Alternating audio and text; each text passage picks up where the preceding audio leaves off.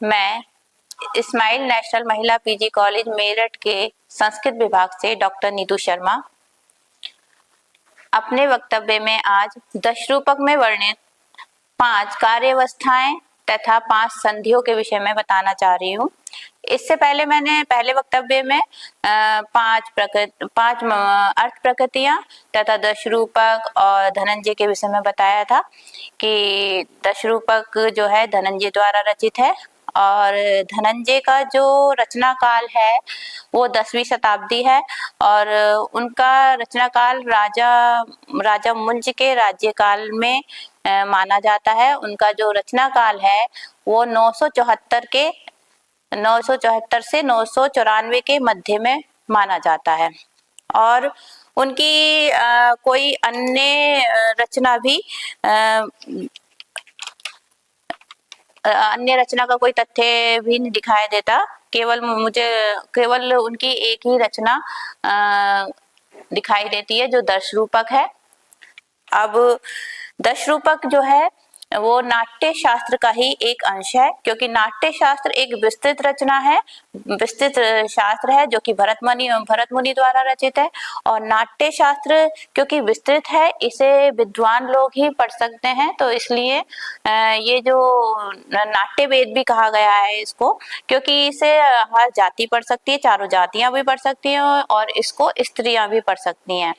और क्योंकि दशरूपक में एक छोटा सा अंश है नाट्य शास्त्र का जिसमें हर तथ्य को लिया गया लेकिन संक्षिप्त में लिया गया और बहुत अच्छी तरीके से समझाने का प्रयत्न किया है धनंजय ने अपने दशरूपक में, जिन्होंने अपने दशरूपक में कारिकाओं और वृत्तियों के माध्यम से सारा तथ्य जो नाट्य संबंधी तथ्य हैं वो सब लेकर अच्छी तरह समझाने का प्रयत्न किया है। इन्होंने अपने इस दशरूपक को 4 भागों में विभाजित किया है, जिन्हें 4 प्रकाश कहा जाता है, जिन 4 प्रकाशों में विभाजित किया है। प्रथम प्रकाश में 68 कारिकाएं हैं और द्वितीय प्रकाश में 72 कारिकाएं हैं और तृतीय प्रकाश में 76 कारिकाएं हैं और चतुर्थ प्रकाश में 84 कारिकाएं हैं। जिसमें प्रथम प्रकाश में धनंजय ने प्रथम प्रकाश में कथा वस्तु नेता रस इत्यादि के विषय में बताया है, 5 अभिव्यक्तियों के विषय में बताया है, 5 कार्यावस्थाओं के विषय में बताया है और 5 संधियों के विषय में बताया है। और द्वितीय कारिका में उन्होंने नायक और नायिका के लक्षण और भेद बताए हैं और तृतीय कारिकाओं में उन्होंने 10 रूपों के भेद बताए हैं, नाटक भाण इत्यादि।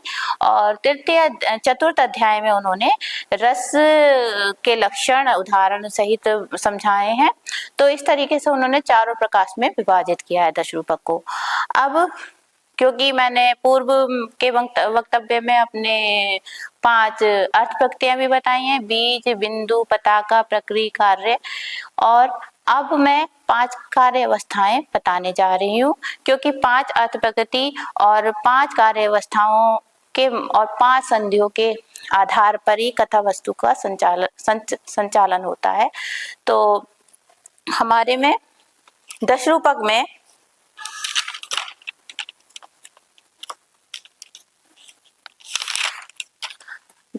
में कार्य अवस्थाएं जो बताई गई हैं वो 5 हैं। जैसे अवस्था पंचकारस्य प्रारब्धस्य फलार्थी भी आरब्ध यत्न प्राप्ति आशा नेताप्ति फलागमा।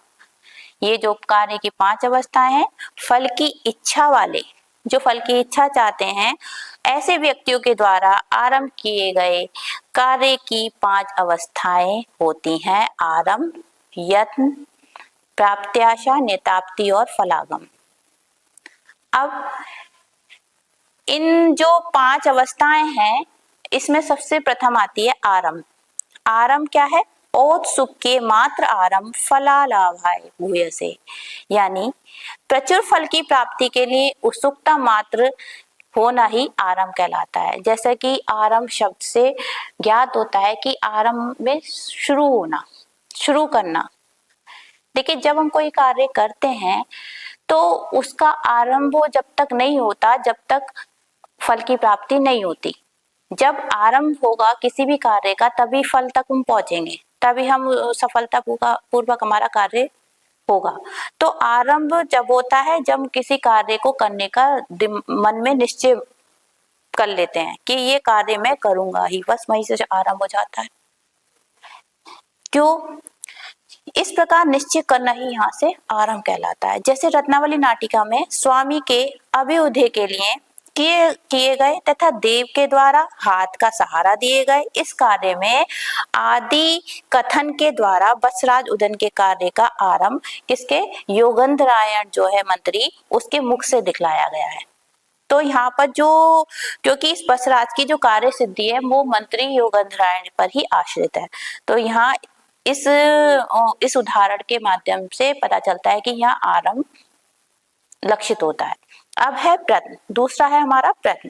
प्रश्न क्या होता है? प्रश्नस्तु तद प्राप्तौ व्यापारोदति तृप्तरान्वितः, यानी फल के प्राप्त ना होने पर अत्यंत वेग पूर्वक उद्योग करना। प्रश्नस्तु तद प्राप्तो व्यापारोदति तृप्तरान्वितः, कि अगर हमें जब तक फल प्राप्त नहीं होता, जब तक हम प्रयत्न करते रहते हैं, प्रयत्न शब्द से ही पता चलता है कि कोशिश, क्योंकि जो हमें फल प्राप्त करना है, क्योंकि ऐसा तो है नहीं कि सामने हमें फल मिल गया और हम लिया है ना। जब हमें पेड़ पे से फल लेना है तो हमें उसके लिए प्रयत्न करना होगा, और हो सकता है हमारे हाथ ना आए फल, तो हम फिर दूसरा प्रयत्न करेंगे, कोशिश करेंगे, वो थोड़ा दूसरा उपाय लगाएंगे कि हो सकता है डंडे की जरूरत पड़े तो डंडा मारकर हम फल प्राप्त कर सकते हैं।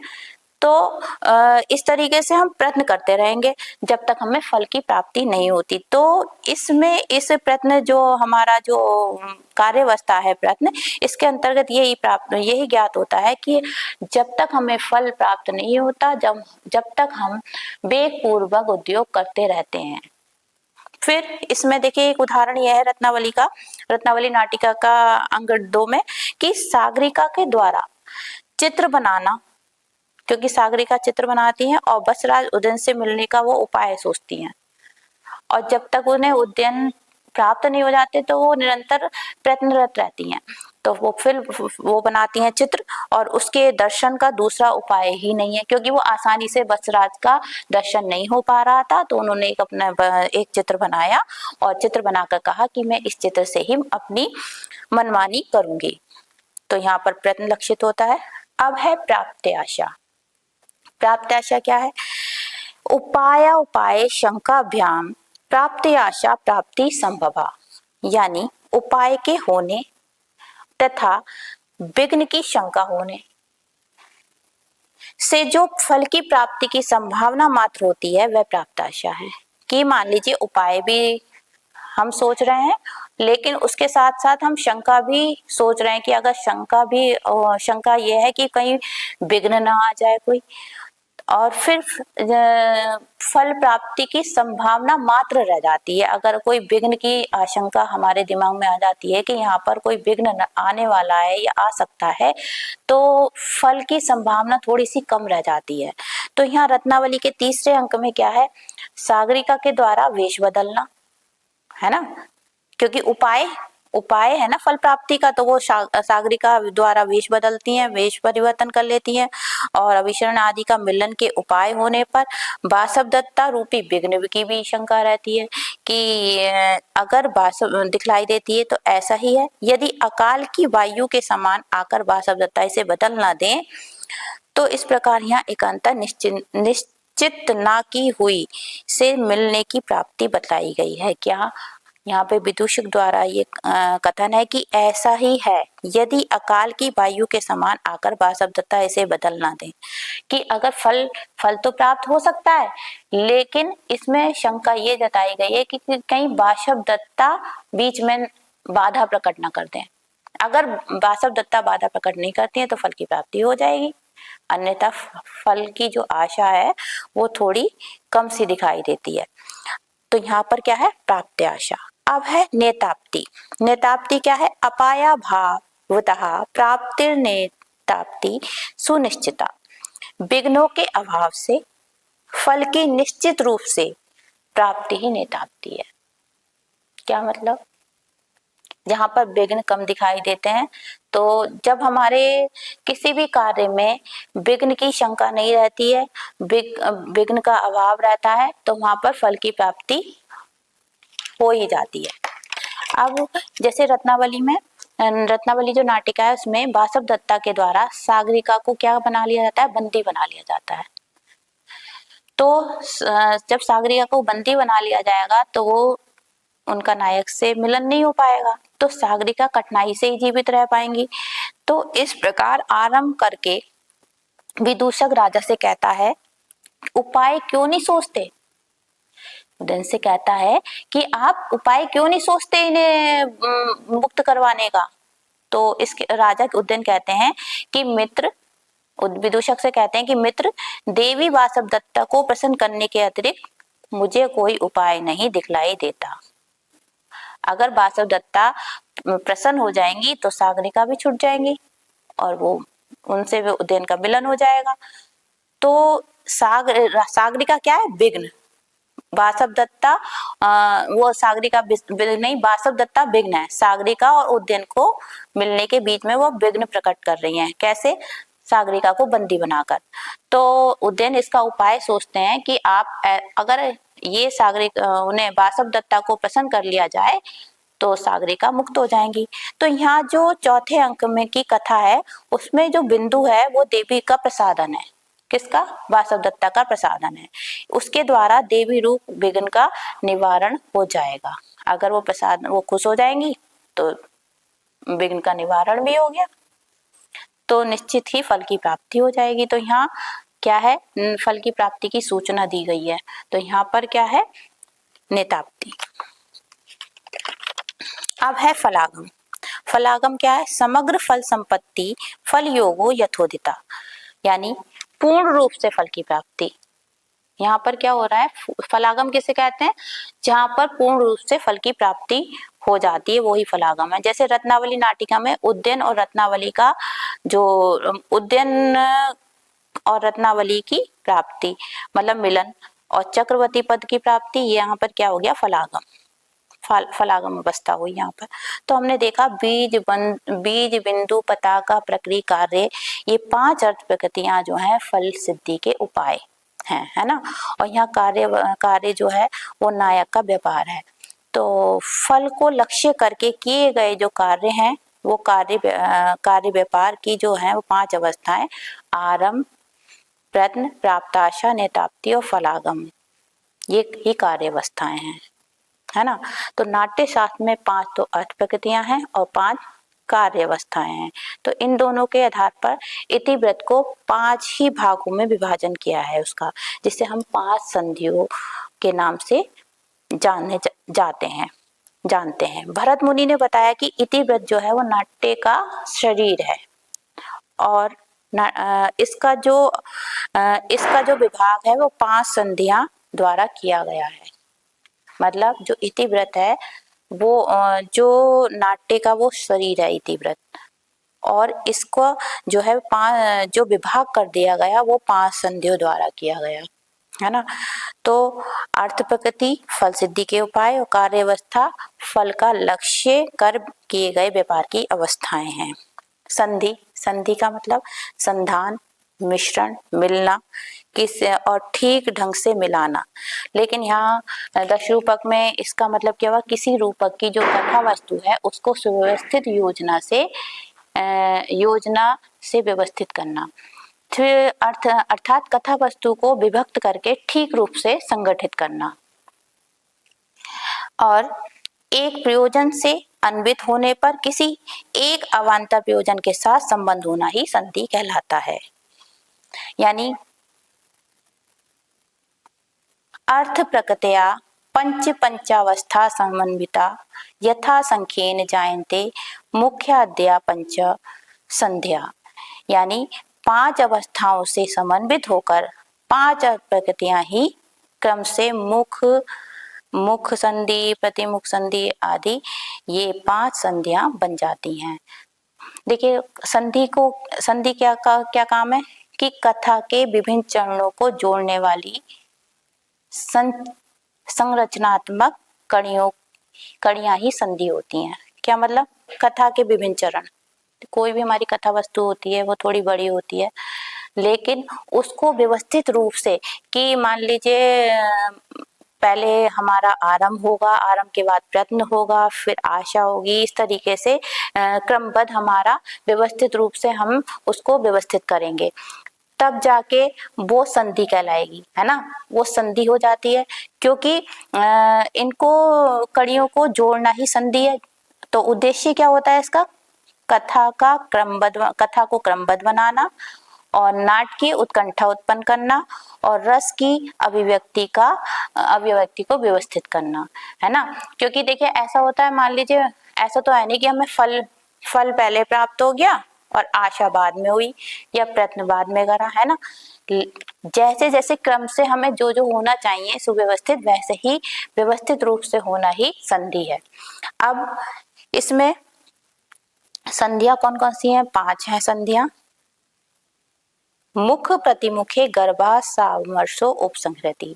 मुख प्रतिमुख संधि, गर्भ संधि, अमर संधि और उपसंहृति, ये 5 संधियां हैं, जो कि 5 संधियां हैं जो किसी रूपक में कई कथांश, जैसे किसी रूपक में कई कथांश होते हैं, है ना। मान लीजिए कोई कथा है, कोई रूपक नाटक है, उस नाटक में छोटी छोटी कथाएं और होती हैं जो मुख्य कथा से जुड़ी भी होती हैं।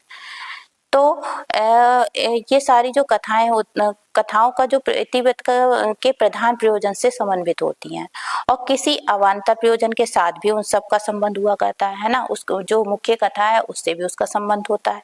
तो यही संबंध क्या कहलाता है? संधि कहलाता है।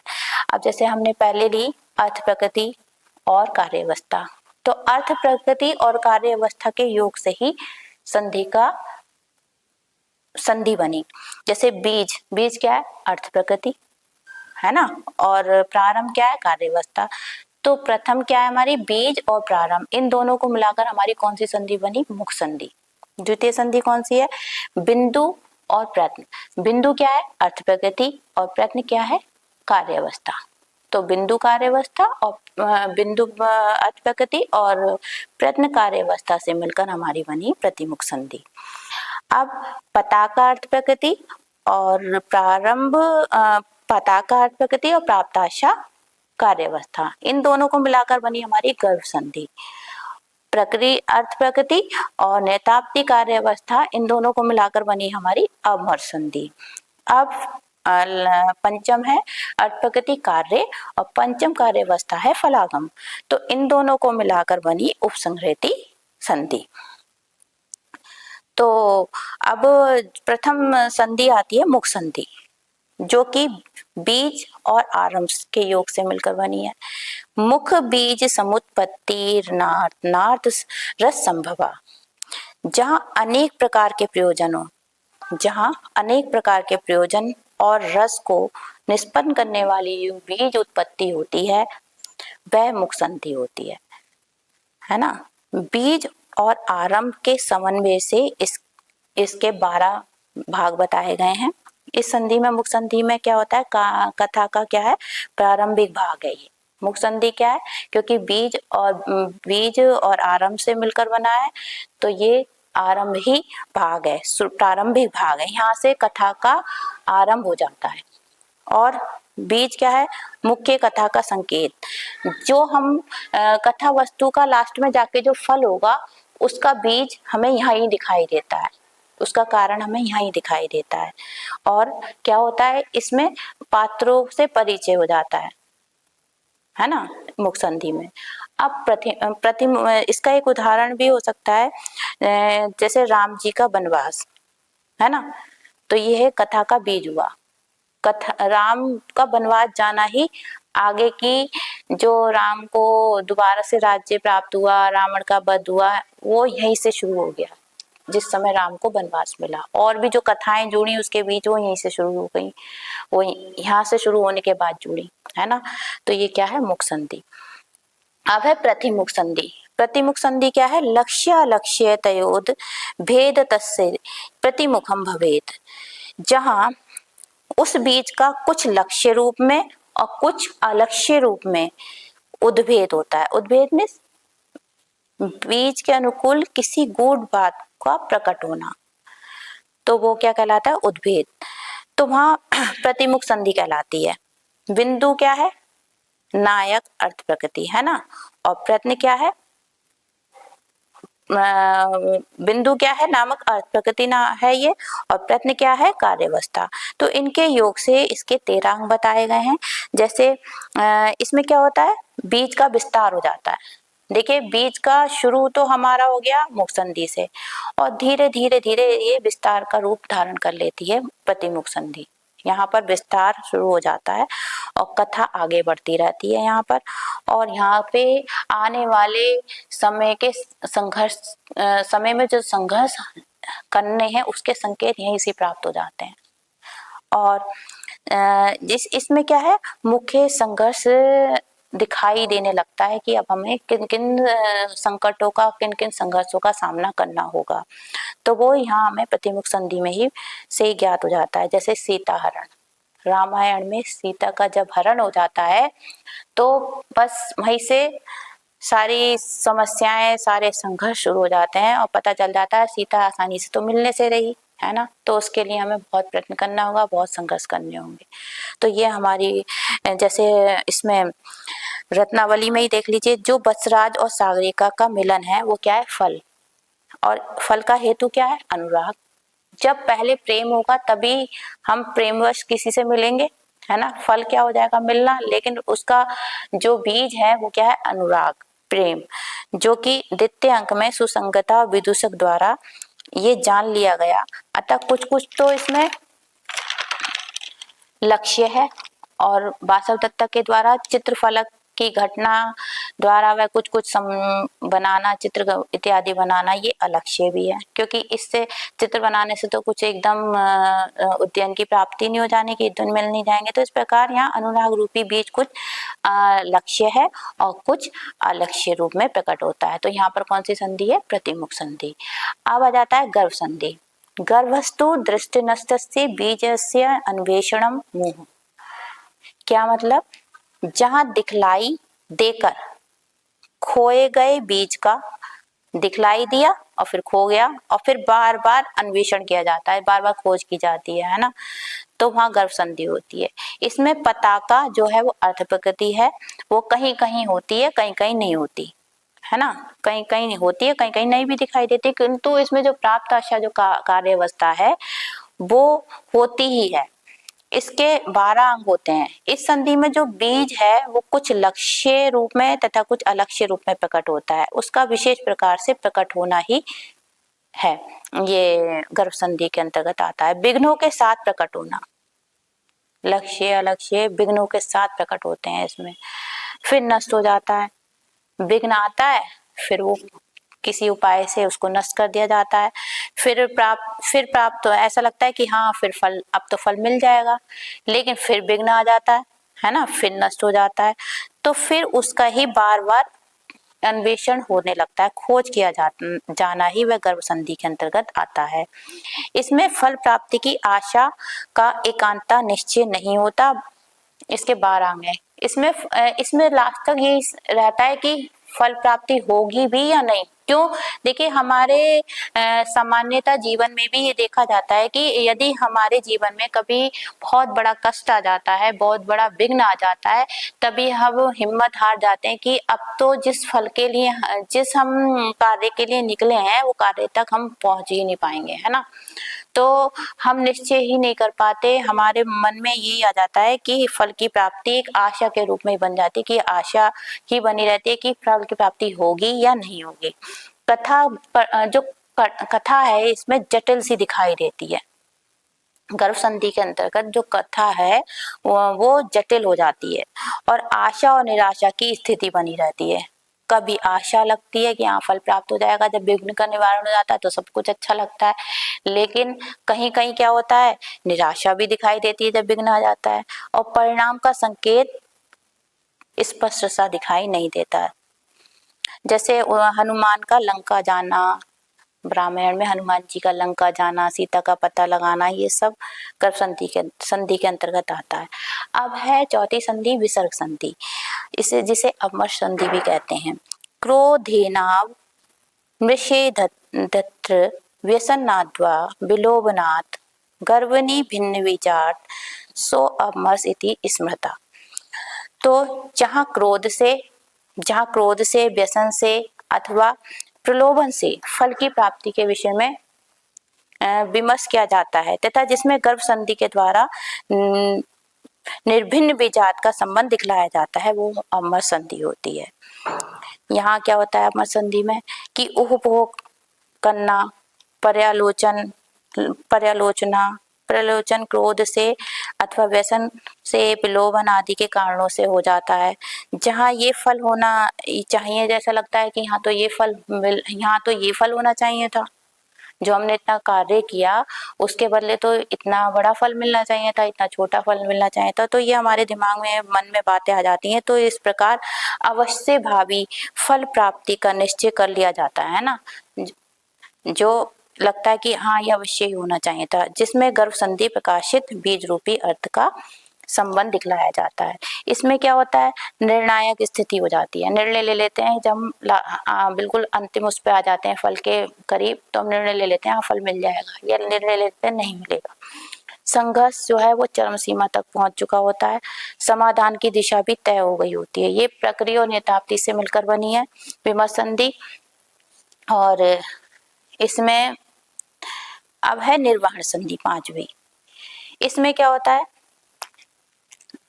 इसका देखें पहले विमर्श संधि का उदाहरण रामायण से ले लेते हैं कि राम रावण का युद्ध है ना। जब लास्ट में राम सीता भी मिल जाती हैं, सीता का पता भी लग जाता है, सब कुछ उस संघर्ष कर चुके होते हैं, तो लास्ट में एक संघर्ष बचता है राम रावण का युद्ध। और राम रावण के युद्ध में भी ये संभावना रहती है कि अब सीता तो मिल ही जाएंगी। तो ये हुआ विमर्श संधि का उदाहरण। अब है निर्वहन संधि। इसमें क्या होता है, कार्य और फलागम, कार्य अर्थ प्रकृति और फलागम क्या हुआ, कार्यावस्था, इन दोनों के योग से बनती है निर्वहन संधि। बीज बंतो मुख्य अध्यार्था विप्रकीर्णा यथायथम। जहाँ बीज से संबंध रखने वाले मुख्य संधि आदि में अपने अपने स्थान पर बिखरे हुए यानी प्रारंभ आदि अर्थों का एक मुख्य प्रयोजन के साथ संबंध दिखलाया जाता है, वह निर्वहन संधि होता है।